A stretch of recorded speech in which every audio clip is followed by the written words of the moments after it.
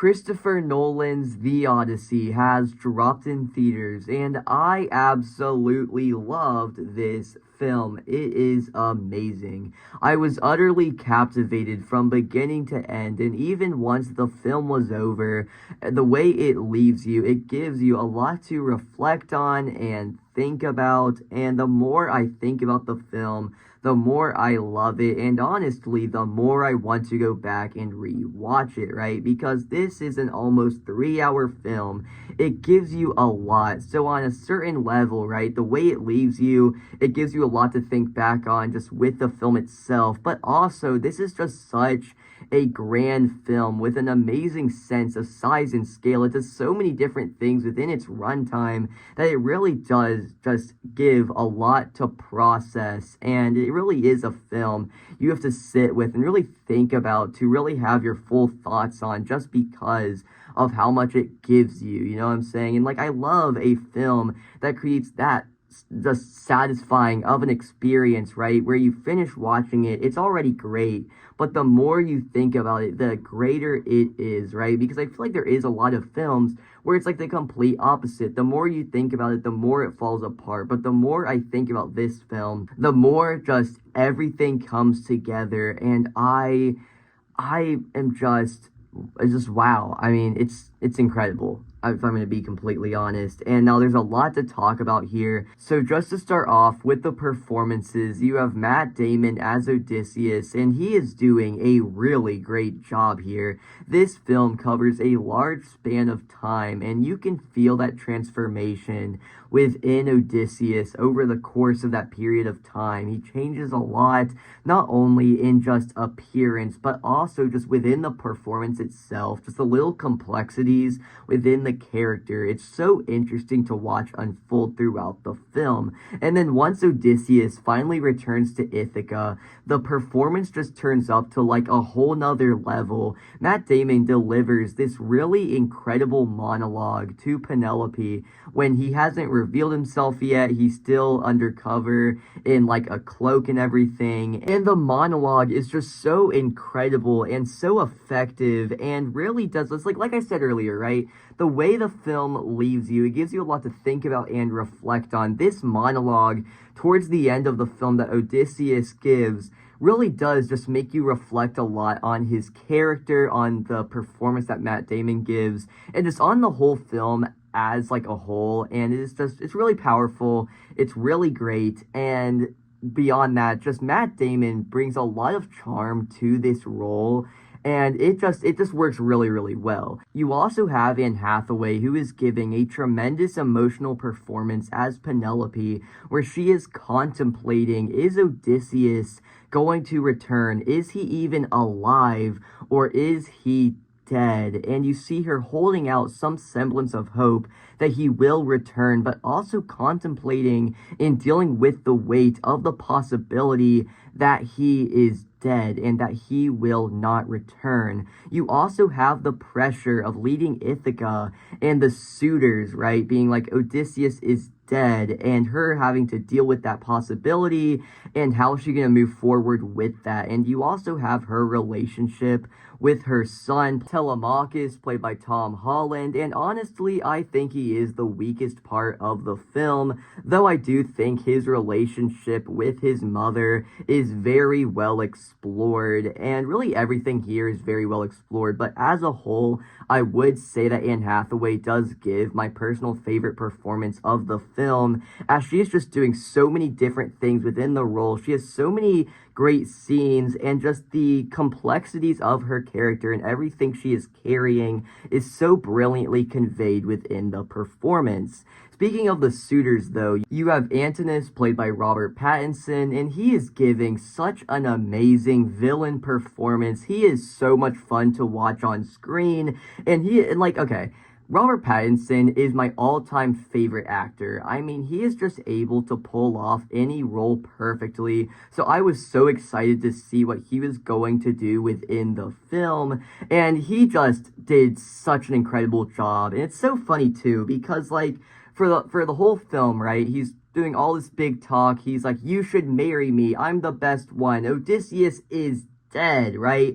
And then Odysseus comes back, he reveals himself, and then Antinous just like cowers in fear. He tries to run away. Like, it is so funny. And then he's just cowering over behind like this wall or this pillar, and he's like, "Get the swords!" as they're like falling from the ceiling. He's like, "Get the swords! Get the shields! Get the spears!" And he's like just hiding there. It's like so funny the way Robert Pattinson just conveys this role. It's done so well. I honestly wish we could have gotten more of him in the film, but every time he was on screen, he was incredible, as you would expect from Robert Pattinson. And then you also have, like I mentioned earlier, you also have Tom Holland as Telemachus, who is giving a pretty mixed performance as a whole, where sometimes he can be really good, but most of the time he is just okay. And in a sea of amazing performances, it just comes off as very underwhelming. He just really doesn't work here in most of the scenes. And not to say he's okay all the time. Like I said earlier, he can be good sometimes, but just most of the time it's just an alright performance. So it comes off as underwhelming in comparison to everything else in the film that is so great. But moving on from him, it is just a whole sea of amazing performances. Everybody is great here and really works, okay? And, you know, the film, it has this brilliant sense of size and scale in terms of the visuals and the craft, but without the great performances across the board to pull it all together, the film would feel hollow, okay? And, like, I love how this film, right, it manages to have the great visuals, the brilliant sense of size and scale you would want out of such a grand story like the Odyssey, but it's also able to come in close and explore the relationships and dynamics between the characters and their complexities, which gives you a lot to chew on with the film beyond its incredible visuals. But now, just talking about the visuals, the cinematography and camera work is absolutely incredible, just groundbreaking. And now, I saw this film in IMAX, which was a truly immaculate experience, and I'll try to see this film. It's like, really, on the biggest screen you can. I mean, you hear that with every movie. It's like, oh, you need to see this on the big screen. But this is truly an example of a film that seeing this on the biggest screen possible with the best sound possible will truly create for an incredible, unforgettable, just absolutely visceral experience. Like, so many sequences within this film are just so captivating, so visceral, right? Like the sequence where they're stuck in the cave with the Cyclops and they're trying to escape.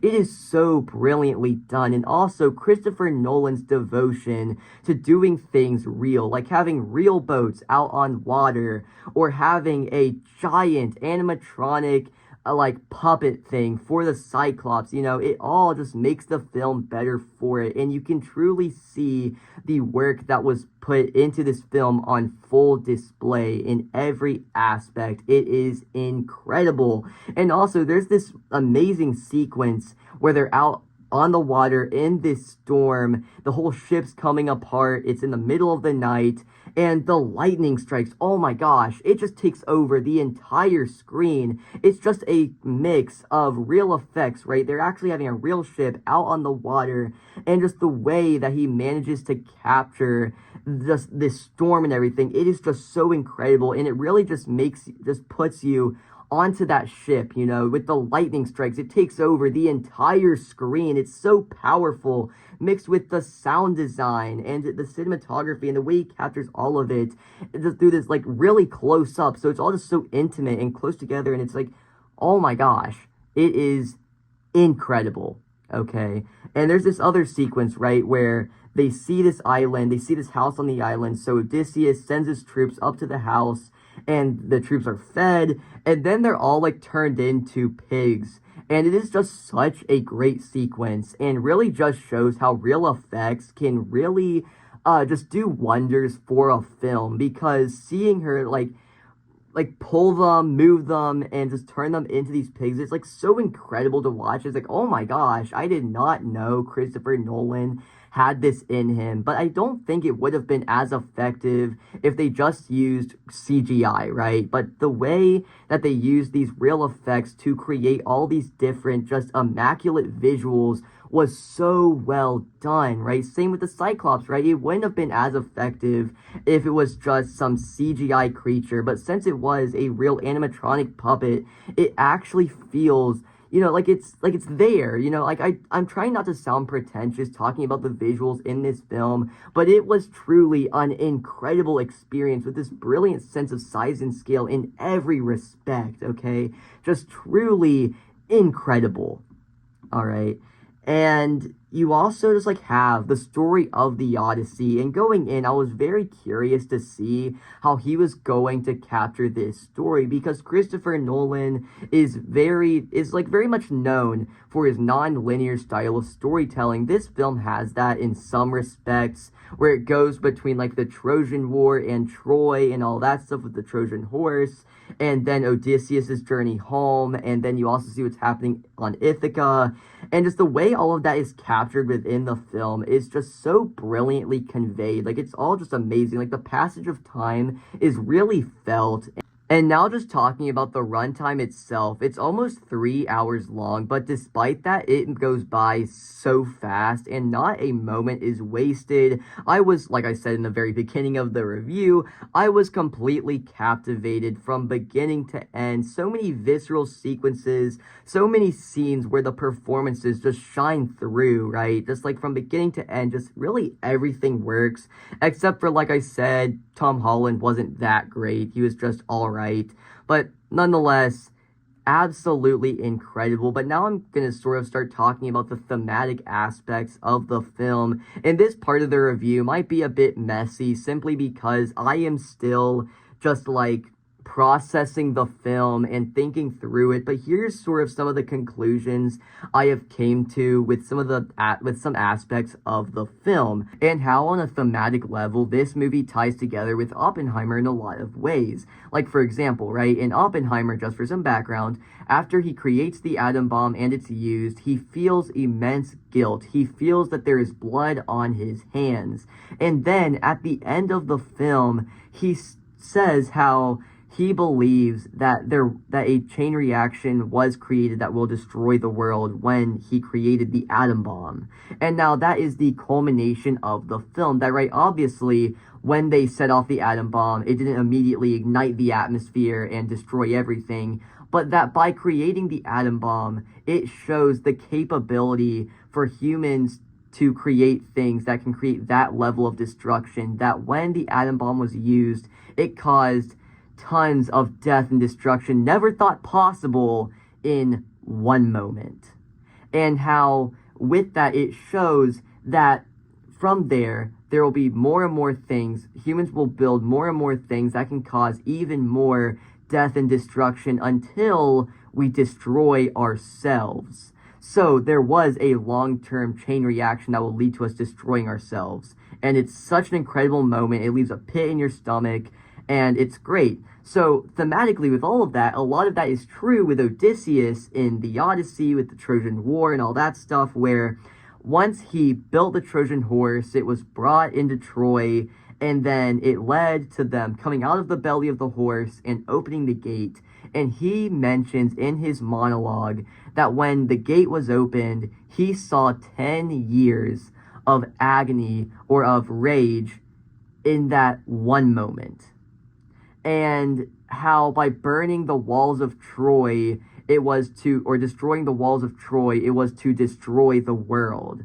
And again, that specific line, the whole monologue really does culminate the amount of guilt he feels because of all the death and destruction he caused in Troy, right? There's this really great moment where it cuts back to the Battle of Troy, and he's walking through the city. It's decimated.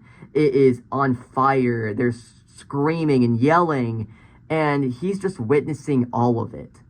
And in that moment, he is seeing the death and destruction that he is causing, that he caused, and he feels immense guilt for that. It completely recontextualizes his character in that moment, because when it initially happens, I feel like, or at least I was, so swept up in the sequence itself that, right, once that monologue happens, it recontextualizes that moment and it makes you reflect back on it in a whole other lens based off of the way that Odysseus talks about it in that monologue, the destruction of Zeus's law. And it really does just display the same sort of thing that Oppenheimer did, that it really shows off what level of destruction that humans are able to build and cause with the atom bomb there, building that and using it, causing all that destruction in one moment. And here with the Trojan horse and opening the gate and all of that destruction being done in one night. So it says the same thing, just in completely different eras. The atom bomb, all that creation, all that destruction, in one moment. And in the Odyssey, the Trojan horse leading to the gates being opened, all that destruction in one night. Showing the capability of destruction and the guilt that he feels correlates to the guilt that Oppenheimer feels by creating something that can cause all this destruction and believing that what it could lead to could possibly be even more destructive. Okay, and now I'm probably not saying all of this perfectly. Like, I have so many thoughts on it, and it's all just kind of like rushing through my head all at once. So I hope I'm articulating my points here well, but what I'm trying to talk about is how they correlate together and how that monologue is so brilliant that it recontextualizes what that sequence meant. You also have Athena's role within the film, which took me a while to sort of like piece together, because I just didn't fully understand it at first, but I was talking about it with some friends, and now I finally think I've came to some sort of conclusion. After rewatch, this could change, but my current thoughts on it are, right? So in the last scene we see her in, we go back to Troy and we see the Athena statue being beheaded. And then we see Athena being killed.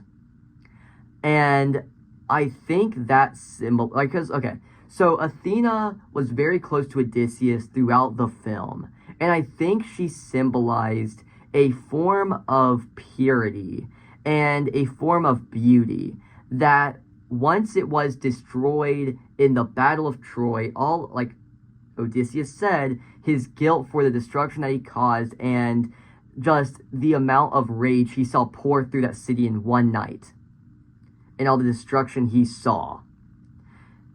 Then the destruction of Zeus's law, then Athena's death, right, being that symbol of purity and of beauty being destroyed, shows like the culmination of his guilt.